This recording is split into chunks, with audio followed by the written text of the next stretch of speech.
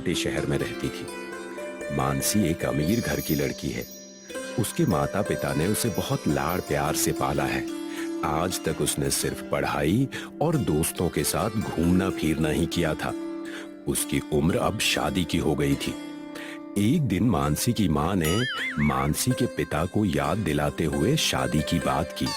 हमारी बेटी अब शादी के लायक हो गई है। उसकी शादी के बारे में कुछ सोचा है या आपको ध्यान ही नहीं है? हाँ, मुझे बिल्कुल ध्यान है। मैं आज से ही मानसी के लिए लड़का देखना शुरू कर देता हूँ। शादी तो हो जाएगी, लेकिन आपके लाड प्यार ने इसे इतना बिगाड़ रखा है कि मुझे तो डर है ये किसी भी घर में जाकर उनके तौर तरीकों से रह पाएगी भी या नहीं। यही तो काम है हमारा कि हमारी बेटी के लिए अच्छा घर ढूंढने, ताकि वो वैसे ही रह सके जैसे यहाँ रहती है। उसी दिन मानसी के पिता की मुलाकात उनके पुराने पक्के दोस्त से होती है। दोनों बहुत खुश होते हैं और वो उन्हें घर पर भी बुलाते हैं। घर पर वो खूब बातें करते हैं और पुरानी बातों को याद करके हंसते हैं। तभी वहाँ से मानसी गुजरती है। नमस्ते अंकल, पापा आपके बारे में बहुत बातें करते हैं। अच्छा हुआ आप आ गए, अब पापा को और अच्छा लगेगा। अरे, तुम्हारी बेटी तो बहुत बड़ी हो गई। इसकी शादी हो गई क्या? नहीं, इसके लिए लड़का ढूंढ रहा हूँ। पिता के दोस्त खुश होकर कहते हैं। अच्छा, तो आज हमारी मुलाकात यूं ही नहीं हुई है। मैं भी अपने बेटे की शादी के लिए लड़का ढूंढ रहा था। ये तो बहुत अच्छी बात है। लेकिन उनके दोस्त थोड़े दुखी हो जाते हैं। लेकिन मुझे लगता नहीं तुम्हारी बेटी को रिश्ता अच्छा लगेगा। हम तुम्हारी तरह अमीर नहीं है ना। अरे, दुखी क्यों होते हैं? एक बार मानसी से बात करते हैं। मानसी के पिता मानसी से पूछते हैं और उनके दोस्त के लड़के से मिलवाते भी हैं। मानसी को ये रिश्ता अच्छा लगता है।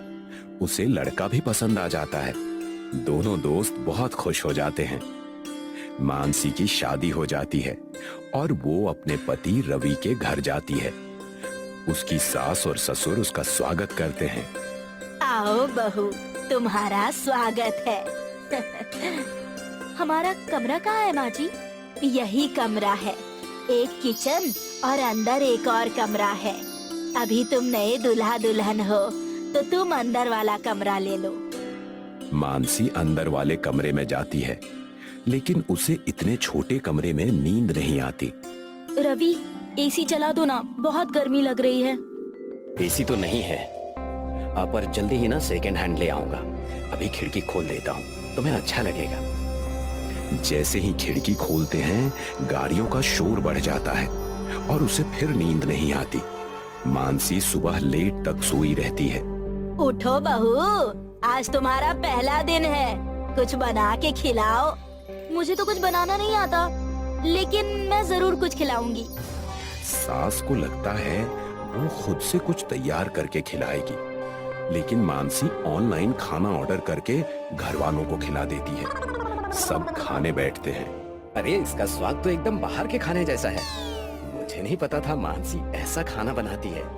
हाँ बहू, बहुत अच्छा खाना बनाया है। मैंने नहीं बनाया सासू माँ, ये तो ऑनलाइन मंगवाया है। क्या? पर हमने तो तुम्हें बनाने को कहा था ना। मुझे तो खाना बनाना नहीं आता। अगले ही दिन सब सुबह जल्दी उठकर काम करते हैं, लेकिन मानसी सोई रहती है। जब बहुत वक्त हो जाता है तो सास उठा के काम में मदद करने को कहती है। बहू उठो, अब दोपहर होने वाली है। थोड़ा काम में हाथ बटा दो। काम करना तो नहीं आता, और इतना छोटा तो घर है, काम करने की जरूरत कहाँ है? कल कर लेंगे बचा हुआ काम। आज तो वैसे भी मुझे सहेलियों को शादी की पार्टी देने बाहर जाना है। मानसी, मेरी माँ ने बताया तुम उनकी बिल्कुल भी मदद नहीं करती। मैं अपने घर में भी नहीं रहती थी, मुझे इन कामों की आदत नहीं है। एक दिन सास को अपने मायके जाना पड़ता है। तभी सारी जिम्मेदारी मानसी पर आ जाती है। मेरे भाई की तबीयत ठीक नहीं है, उससे मिलने जा रही हूँ। तुम्हें सिर्फ 3 दिन के लिए घर का ख्याल रखना है। ठीक है, इतना तो मैं कर सकती हूँ।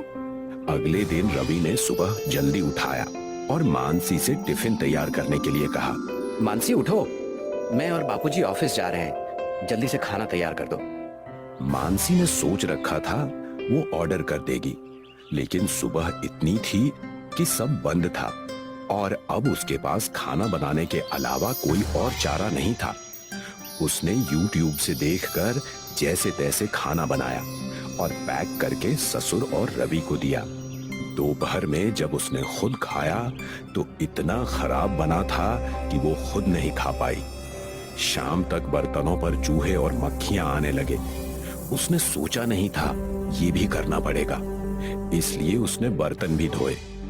मानसी के काम करने से घर इतना गंदा हो गया कि उसकी सफाई भी करनी पड़ी। ये सब करके वो बहुत थक गई थी। शाम को जब सब घर आए तो उसे लगा डांट पड़ेगी और सब उसके खाने की बुराई करेंगे, लेकिन किसी ने उसके खाने की बुराई नहीं की। मानसी को फिर भी बुरा लग रहा था। अगली सुबह खाना न बनाना पड़े इसलिए शाम को बाहर से पहले ही मंगा लेती है और चैन की नींद सो जाती है। पर अगली सुबह जैसे ही वो देखती है खाना बिगड़ जाता है। वो फ्रिज में रखना भूल गई थी। मानसी को फिर से सारा काम करना पड़ता है। काम करते करते उसकी तबीयत खराब हो जाती है। सास वापस आती है और उसका बहुत ख्याल रखती है।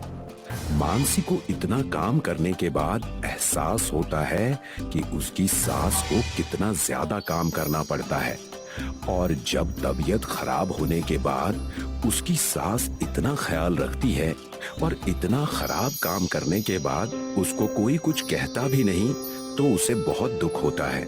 फिर मानसी ये तय करती है कि अब से वो सास की मदद करेगी और टाइम से उठ भी जाएगी।